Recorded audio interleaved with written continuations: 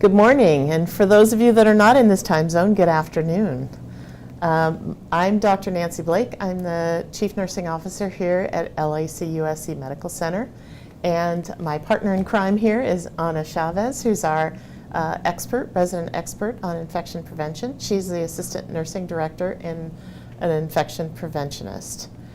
We are thrilled to be participating in Project First Line, and we will be talking more about this, but we are going to hopefully give you some pearls of wisdom on debunking COVID-19 protocols.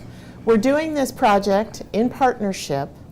Obviously, we got a grant from Project First Line that we'll talk about that is a partnership between the CDC and Project First Line, which is ANA.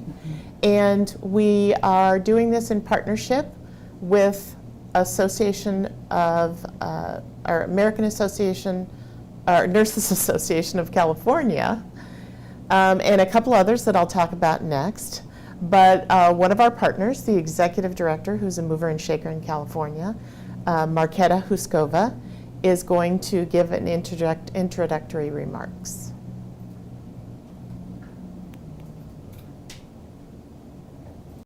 Hello, everybody. Hello and welcome. My name is Marketa Huskova. I am the Executive Director of American Nurses Association California, and it is my absolute pleasure to invite you and welcome you to today's webinar focused on increasing and improving education and information about infection control, called Project First Line. Project First Line is a collaboration and cooperation project between LA County, USC Medical Center, ACNL, Association of California Nurse Leaders, Health Impact, which is California Nursing Workforce Center, and ANA California.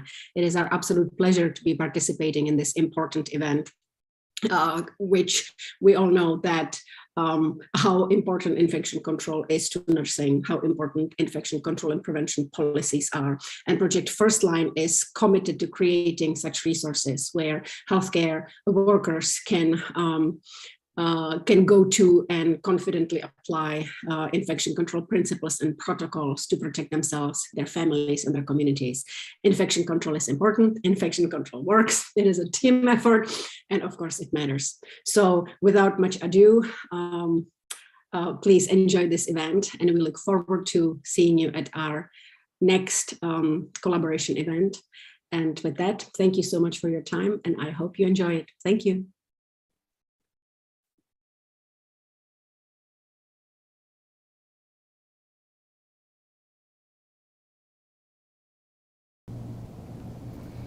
Our second partner is the Association of California Nurse Leaders, and the Chief Executive Officer, who's been in that role for a little over a year and has made some very positive changes for nurse leaders in California, Kim Long, is also going to give a few introductory remarks. Hello, my name is Kimberly Long. I am the Chief Executive Officer for the Association of California Nurse Leaders. Project Frontline is a national training collaborative for healthcare infection control. It focuses on infection control protocols and providing support for frontline healthcare workers, as well as heightening the importance of teamwork. It was created to support frontline healthcare workers in understanding and applying infection control principles and protocols to protect themselves, their families, and the community. ACNL is joining LA County, USC, and others in support of Project Frontline. Thank you.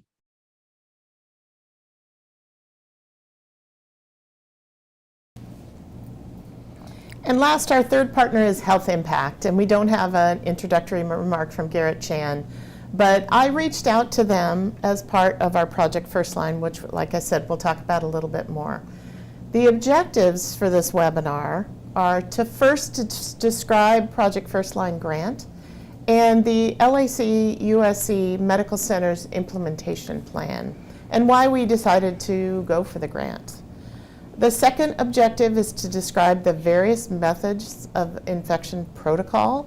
We're adding some pearls of wisdom after I talk about the grant to really debunk the myth, as we titled this webinar. And the last is describe the precautions for various methods of infection protocol. And I know all of us found ourselves when COVID first hit watching pictures from New York and people in Kevlar suits, and we weren't sure what PPE we needed to use.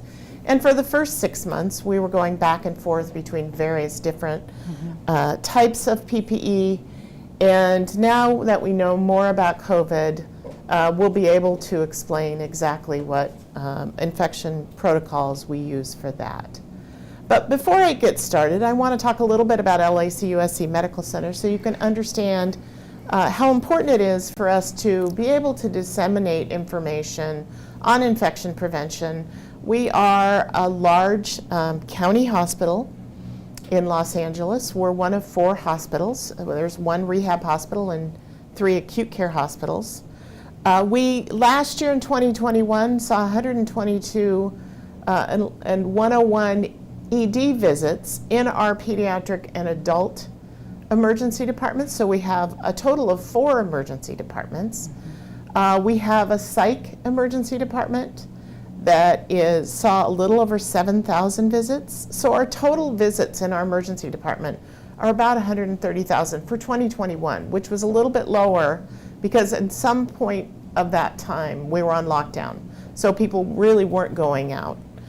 Our ambulatory care areas serve, last year we saw 626,000, almost 627,000. And we are a county hospital, so we serve the underserved. So it's really important that our ambulatory care centers have the time that they need to see the patients who really have no other option. Our inpatient admissions in 2021 were almost 32,000. And our pediatric admissions, which is a subset of the admissions, was a little over 25,000. And then last year we did, even though we were locked down and we were really doing the critical emergent cases, we did almost 13,000 surgical cases. So as with everyone else, we're trying to catch up at this point in time. Some information on what we saw with COVID. During the COVID hospitalization, we actually saw 1,780 who survived to discharge. So that is a positive for us because we all know those first few patients that came in did not survive. We saw a total of 357 ICU patients who survived to discharge. We saw discharges from the ED and observation area, a little over 1,300.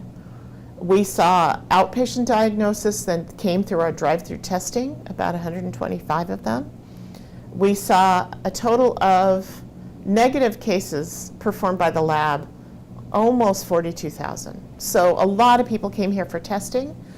Some inadvertently came to the ED, which helped clog the ED at certain points during the surges that we had.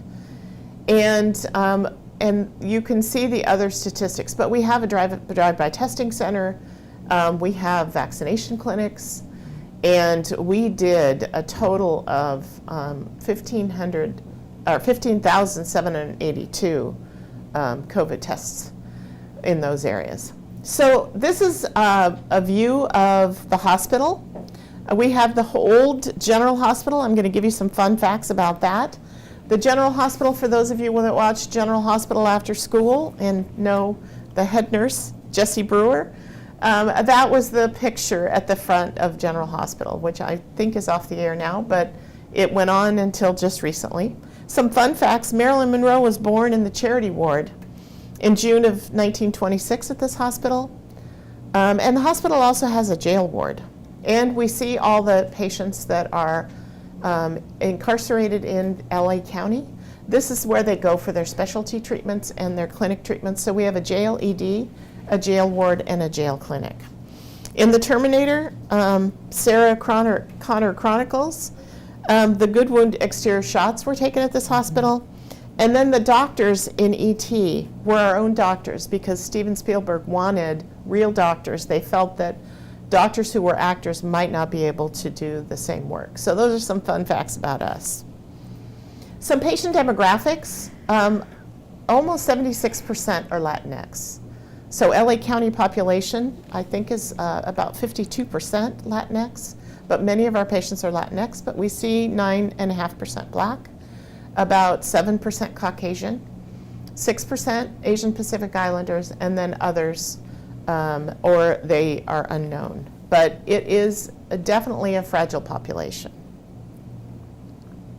Why did we apply for the Project First Line grant? I got emails from both ANA and I saw information from others that talked about the Project First Line grant, which is a partnership with CDC to disseminate the modules on infection prevention. And who better to do infection prevention modules than the CDC and ANA to distribute them. So we applied for a grant. We got $10,000 for the first year. And they're asking for assistance in disseminating these modules. There's no additional work, there's no creation of modules. It's really just getting the word out. So one of our deliverables for that grant is to have this webinar so we can share with you a little bit about what it is. We felt that it was a great opportunity for LAC USC staff and patients to eventually have access to the educational materials, specifically related to infection control and prevention. And some of these modules are very basic hand washing modules, very basic infection control that can be shared with community members. They don't have to be nurses, physicians, or healthcare workers. It was a great opportunity for our staff to have access to the CEUs that we can have with these modules that they may need to renew their license and or certification. And it's also a great opportunity for our staff to get the infection prevention training from the experts, and we're partnering with our infection prevention department to share that information, and Anna will be talking about that shortly. Some of the current participants, we were the only hospital that submitted a grant, and Project First Line has asked us to let you know, go to the ANA website, Project First Line. They are going to have a call for proposals again next summer. So they do want more people to be able to disseminate this information. But we're the only hospital that applied for this grant, and we agreed to share this information. And I reached out to our partners at ACNL, Health Impact, and ANA California, because I felt like they would be able to impact the frontline nurses, the student nurses, as well as the nurse leaders. As part of Project First Line, we're meeting on a monthly basis, and we're meeting with the other people who received the grant. It's about 20 people, 20 different organizations. And the other organizations are state nursing associations, the Indian health nurses, ambulatory care centers, there's dialysis nurses. But we're learning more from those people as well on the challenges for their members. We have monthly meetings with this group, and at some point in the near future, we'll be able to talk a little bit about our organization and what we plan to do with the funds. One of the deliverables, like I said, is this webinar, and we're sharing information with you and sharing what we're doing to implement this grant. So we're happy to be a resource if you're thinking about it in the future. And our sponsors and partners in this webinar are ANA California, California Association of Nurse Leaders, and Health Impact. So now I'm going to turn over to our subject matter expert to talk about infection prevention and control awareness. So take it away, Anna. Thank you. Thank you, Dr. Blake. It is an honor for me to be here talking a little bit about infection prevention and control awareness. My name is Ana Chavez. Just like Dr. Blake introduced me, I'm one of the nurses who work for the Infection Prevention and Control Department. I've been a nurse for about 25 years, and 5 of those years I spent it in the Infection Prevention Control Department. And so for the past 2.5 years, Infection Prevention and Control Department has been extremely busy, but here we are, and so infection prevention and control awareness for the staff. The goal of the ANA Project First Line is to prepare frontline healthcare and public health professionals to protect themselves, their patients, and their communities from infectious disease threats such as COVID-19. So part of the project that we did was to develop a microsite. Infection Prevention and Control Department, we have a web page in the intranet. So in our web page, you'll find information regarding policies about infection prevention and control, education, and resources. So we develop a micro page into our web page. where the staff can share this information regarding ANA and also the modules. So this is what the ANA subpage will look like. The courses will be able, the staff will be able to access the courses through here. This is what the ANA First Project line webpage looks like. And again, infection prevention and control training for nurses by nurses. These are some of the training courses that ANA Project First Line have. And there's a vast variety of courses and modules that the staff can access and get CEUs for their licenses. In order for the staff to access the modules, the staff will have to create a user account, both for ANA and CDC. Some of the modules include things like infection prevention control basics, vaccination infection prevention control, and there's also modules on personal protective equipment. We're asking the staff that they will file a profile to fill out this form, and that is for us to be able to have a count of the number of people that go into our microsite, and also the organizations that the staff is working, because we hope that this will open up to the rest of the community. Part of the project is dissemination of information to our staff regarding Project First Line. So we have created a flyer, and with this flyer, we'll go around throughout the hospital promoting Project First Line. We're also planning to do broadcast emails telling the staff of the different topics per month that will be available from this project. The staff will be able to access this. Now that I told you a little bit more about the ANA First Line project and how we're going to develop it in this hospital, I'd like to talk to you a little bit about the MIDS clarification and isolation protocols that we have. These are our goals for LAC-USC Medical Center Infection Prevention and Control Department: to prevent the transmission of infection to patients, visitors, staff, to provide a safe environment, to improve patient care, and to comply with regulatory requirements. Part of infection prevention include standard precautions, where standard precautions are those practices that are applied to all patient care at any settings where healthcare is delivered. Include things like hand hygiene, use of personal protective equipment, respiratory hygiene, cough etiquette, and also immunization safety. Hand hygiene is the #1 single way to prevent infection.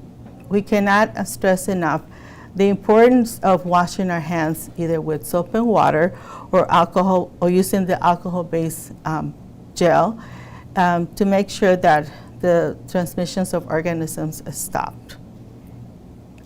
We also, the part of standard precautions is also the use of personal protective equipment. The staff that is caring for patients need to make sure that they're wearing the equipment that they're going to need in order to prevent them from contracting some of the diseases or organisms that patients might have. So include things like the isolation gowns, the gloves, face masks, goggles,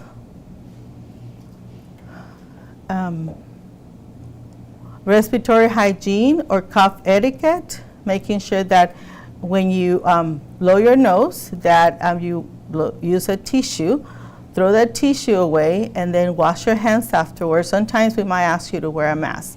Lately, this has been not so much of an issue now because we're required to wear a mask when we're in the hospital.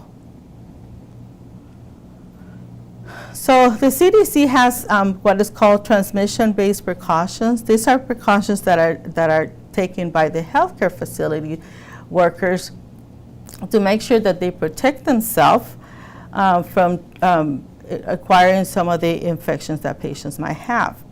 There's 3 kinds. We have droplet precautions, contact precautions, and airborne precautions. As Dr. Blake mentioned, the majority of our patients are Latinx, so therefore we have made our signs both in English and Spanish, because when someone has a disease or a condition that it can be transmitted to others, we put those signs at the door, patient's door, so that way the visitors are aware of what they need to wear, and also the nurses need to understand what is required for them to wear before entering the patient's room. Sometimes we have to have a combination of both isolation precautions. We can have contact precautions and airborne precautions. Or patients can be placed on both contact and droplet precautions.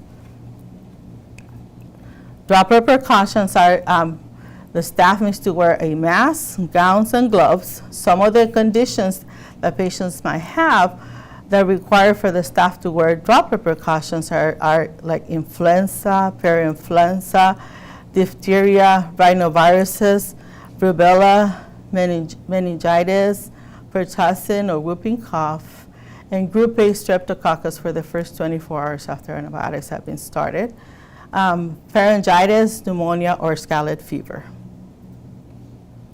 Contact force, and when someone is placed on contact precautions, the staff wears a gown and gloves.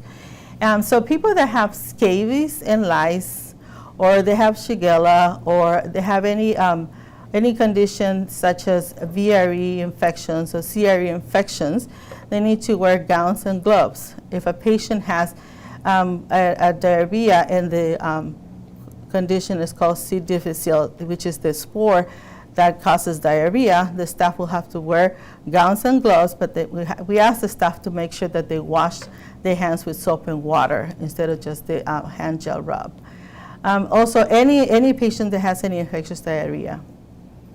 When patients are placed on airborne precautions, the staff wears a mask, specifically an N95 mask, and we put the patients in what is called an AIR room, which is for a room that has negative pressure cycles. Patients that have tuberculosis or rule out for TB or have measles or chickenpox are placed on airborne precautions. This is the sign that we created here at the hospital when patients are positive for COVID-19. As you can see, these patients are placed both in droplet and contact precautions. If the patient was getting any aerosol generating procedures, those patients were placed on airborne and contact precautions, which include the N95, the goggles, the gloves, the gowns, and of course, hand washing. So I'd like to talk to you a little bit about COVID-19 at LAC USC, the experience that in the infection prevention control department we had.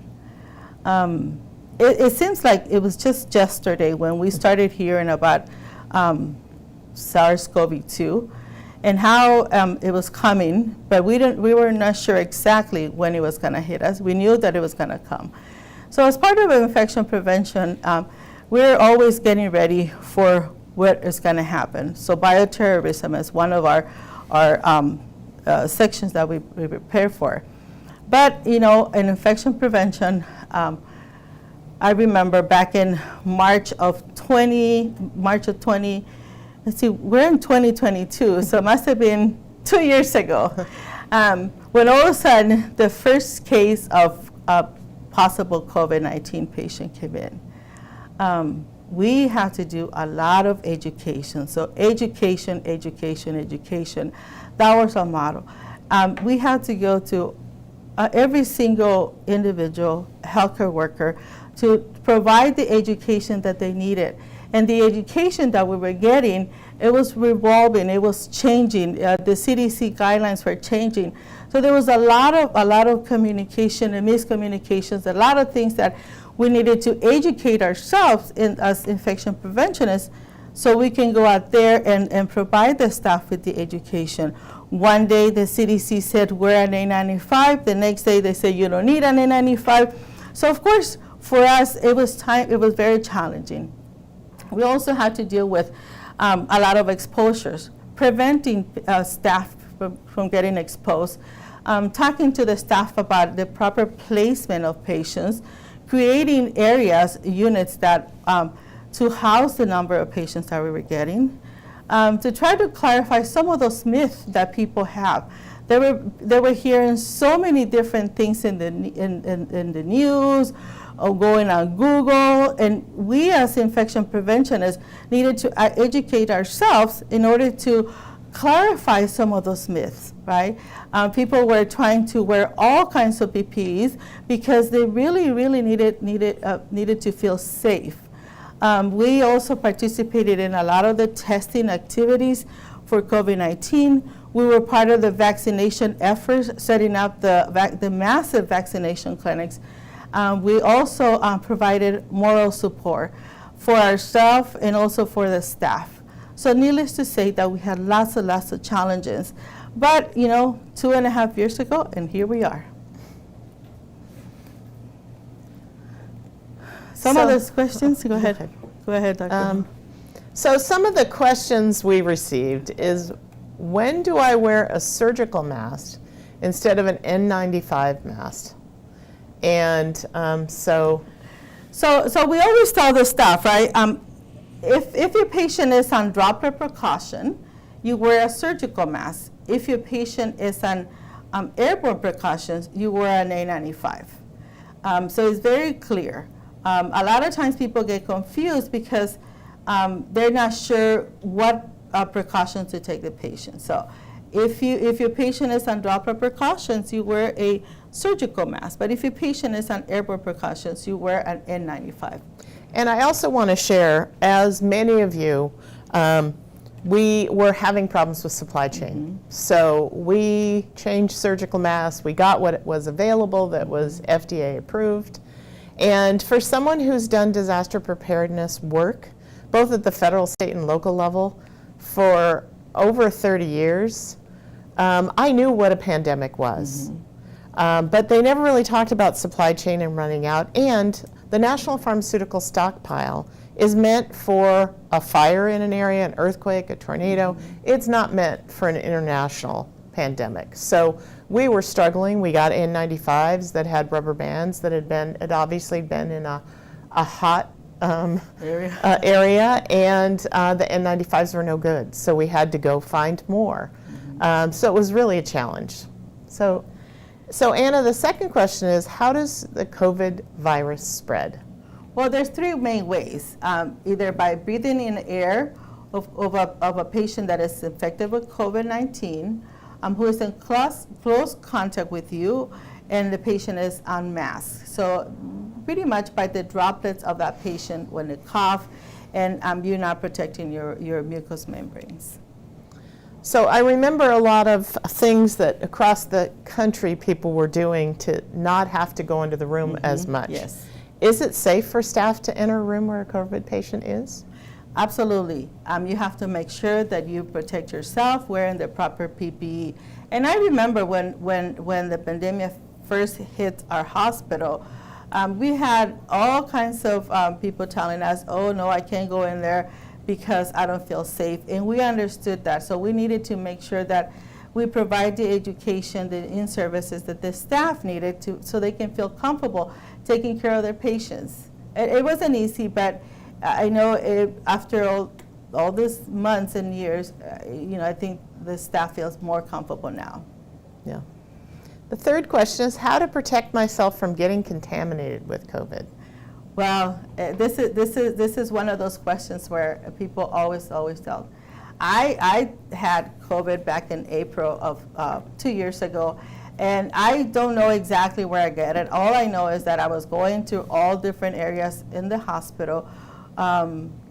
Initially it was like the mask is needed, no, the mask isn't needed. So if you wear your mask, if you maintain social distance, and if you wash your hands frequently, you cover your coughing. So you protect your eyes and your nose from anybody who might be coughing on you. The chances of you getting COVID decreases. Of course, you have to disinfect the high-touch surfaces with the appropriate disinfectant. You gotta monitor your health every day. And most important, vaccinate yourself. Vaccinate. Vaccines have proven to, have demonstrated that it really, really works against COVID. And then the last question is, how soon can isolation precautions be removed from a COVID patient? This has always been a challenge and one of those things we rely on our experts to tell us. Yeah. So we have a protocol for patients that it's either 10 days, according to the protocols for CDC, it's either 10 days after the first symptoms of COVID started, or if the patient is asymptomatic, is 10 days after the test came back positive. Or for those patients that are severe COVID and they are immunocompromised, we keep them on for 20 days from the first day that the patient develops symptoms. Of course, if a patient didn't have any symptoms, then we keep them in there for, so it's 20 days, it's either 10 days or 20 days. But sometimes we go beyond 20 days because it all depends on how the patient is doing. So a lot of times, our physicians will call our ID fellows or our epidemiologists that will call us. And so this decision is usually made in the benefit of the patient, because we don't want also the staff to get exposed. Yep. So now we have questions that have been sent, and for those of you that don't know, this conference room was turned into a studio for weekly town hall meetings. Yes. And one of the things we did that was very successful was to do this town hall meeting. Our CEO and usually the chief medical officer and Anna's boss, the head of infection prevention, Dr. Holtum, are on to answer questions, to say where our immunity is versus, or our positive cases are versus the rest of the county versus the rest of the country, and to answer questions every week. So we thank those of you, because our internal channel, people can send questions. We've gotten some questions already. And so I'm going to ask a couple of those questions and ask Anna to share the answers as the subject matter expert. So the first one is, what is the most appropriate means for immunity, vaccine, or natural immunity? Which vaccine is most reliable? These are loaded questions, I have to add. Yes. And are the boosters really necessary? I'm going to go ahead and tell you that boosters are really necessary. I know that I heard Dr. Spelberg talked about this. He said that if the county of Los Angeles, which is the department that we work with, requires boosters, we will have to get the boosters. In terms of which vaccine is most reliable, I don't have the specific data. I can tell you what I got. I got Pfizer, but don't know exactly which one is more reliable, because if you talk to the makers of Pfizer, they will tell you that Pfizer is more reliable than Moderna. So in terms of immunity, vaccination, and natural immunity, I will say depending on what is happening with your immune system. Okay. And I think the biggest concern and biggest issue we've been stressing is the more people we can get vaccinated in LA County, the less we'll have to worry about it. So, we really want to have herd immunity and move from a pandemic to an endemic, which hopefully we're on the way. The second one is extremely loaded as well. And these are questions, these are not our questions. Do not all registered nursing programs teach the function of the U.S. Public Health Service, the local public health department? I'm both shocked and embarrassed every time I hear an RN stating the vaccine was made too fast, so I don't trust it. So do you have any pearls of wisdom about that? I don't. I think as registered nurses, we have an obligation to be educated, to provide the facts to the community. I mean, a lot of my neighbors come to my house sometimes for answers. So it is important that we know what public health publications have, and that we need to get educated into the facts. And I do have to say that the one thing that helped me personally is these were all, although they were done quicker and the studies were done along the way, they were FDA approved, and they got emergency use authorization that everybody talked about, EUA, and you know, after a while I figured out what EUA stood for. But they all got emergency use authorization, and now all of them are getting permanent approval. Right. So they are FDA approved, and FDA is very stringent. And I do have to say, outside of the United States, they don't have the stringency of FDA. So I know that some very smart scientists looked at the data, looked at the research, and didn't rush things through. So anything regarding cross-contamination, transfer of patients from the unit, from COVID unit after isolation, procedures and process, and if the staff enter the unit and not allowed to go in a green zone right after, are there any restrictions? And what about long-term facilities? I can tell you what we do here. When a patient leaves the room and the patient had COVID, we leave the sign up for our EVS staff to clean and decontaminate the room to minimize the risk of cross-contamination. So that is our procedure.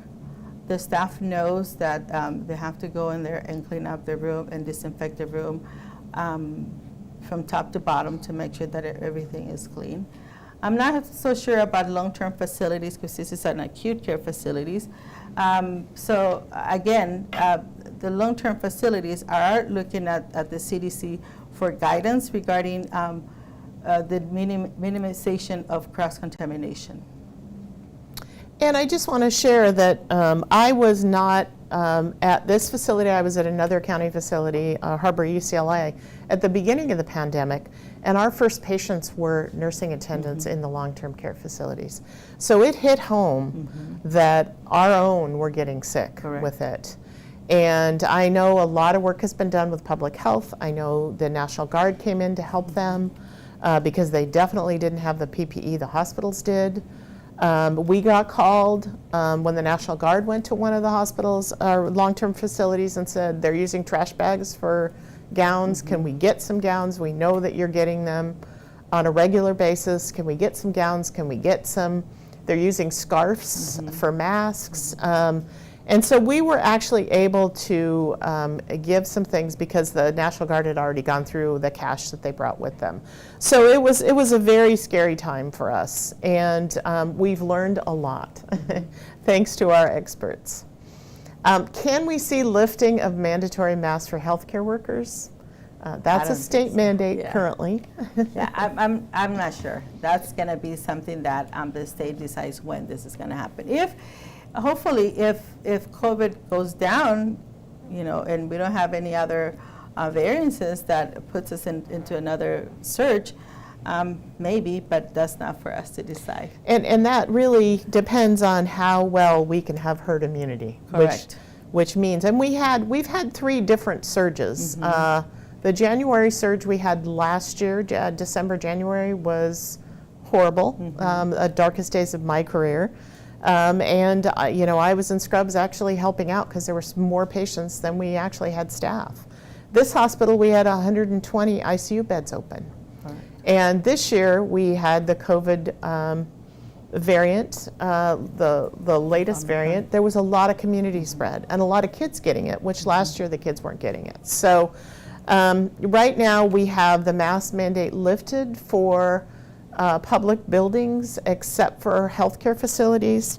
And our local public health professional, Barbara Ferrer, was very conservative. And I have to say at one point, the CDC looked to her because we actually never, we were on lockdown for a long time, but we never lifted the mask mandate in LA County.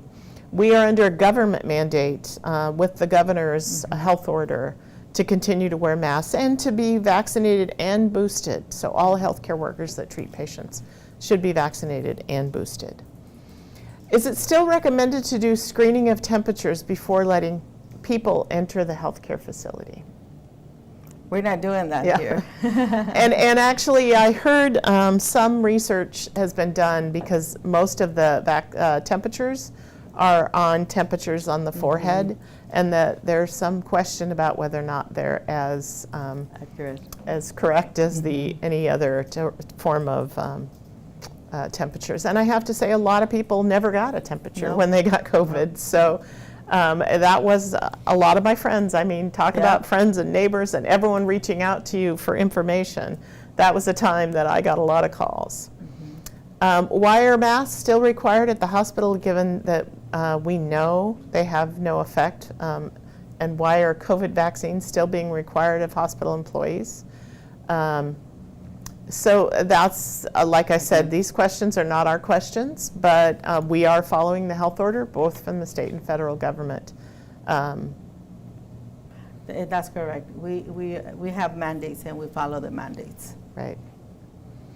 Can we get clarification on reinfections? Some still think you can only get COVID once.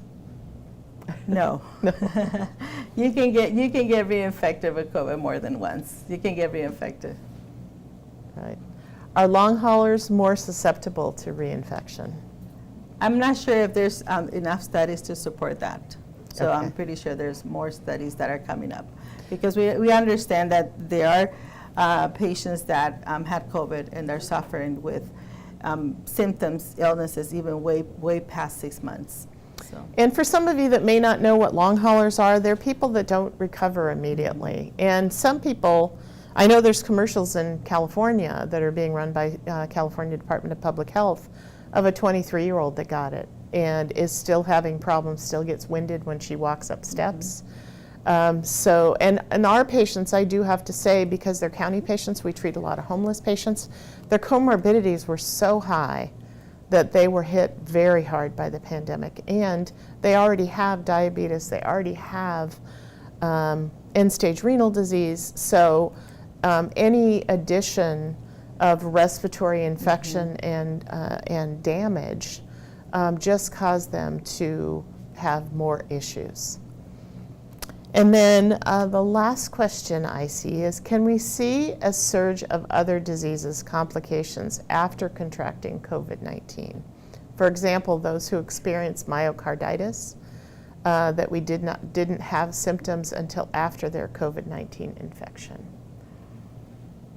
Anything and everything is possible. Right. That's all I can tell you. But there's going to be more studies, I'm pretty sure, about long haulers. And it all depends if the patients have access to healthcare, that they can go and seek healthcare. Because the problem is that there's a lot of people that don't have access to healthcare, that they don't go and see their physician. So they might have problems related to COVID, but unfortunately they cannot get to the healthcare that they need. Right. And just to add, in looking, if you haven't looked at the National Academy of Medicine, previously known as the Institute of Medicine, Future of Nursing 2020-2030 report, they have two main issues that I think are really important for all of us to pay attention to. One is to support the healthcare workers. Some have left the profession. I know we had early retirements. We had people who had medical certifications that they couldn't take care of this patient population. And at one point in time, 90% of the patients in the hospital were these patients. So we're going to be dealing with the potential post-traumatic stress on our staff and concerns that have come from this. But the second part is that we need to take care of our staff in order to take care of the vulnerable patients that we serve. And from working at a county hospital, that's key to our community preparedness, community information related to infection prevention. It's important that all nurses understand and can speak to the science and can speak to the information that they know. So I want to thank you all for watching. I want to thank you to our subject matter expert. I certainly learned a lot about COVID SARS-2, more than I ever want to know over the last 2 years, and even before that, And I thank the University of Washington staff for Yes, sharing their yes. protocols because they actually saw it in late 2019. So Elizabeth Bridges, who's a CNS up there and a former president of the American Association of Critical Care Nurses, kindly shared their protocols so we could build our protocols here at the county. But Anna's email address is here if you have any questions. And I want to thank you all for participating and hope that you stay safe, be vaccinated, and wash your hands. The good news is the community is washing their hands and paying close attention to infection prevention. I see people going to open the door at restaurants by using their coat arm and or going to the bathroom and using a paper towel to open the door. So I really think we've learned a lot from this, but we need to support our nursing staff moving forward. And I encourage you all to look at the Project First Line website. And if you have any questions, shoot Anna an email. But thank you so much. I appreciate your time. And I hope we were able to debunk the myths of infection prevention and COVID-19, as well as share some information on an exciting opportunity with Project First Line grant that we got here at LAC USC Medical Center. Thank you so much.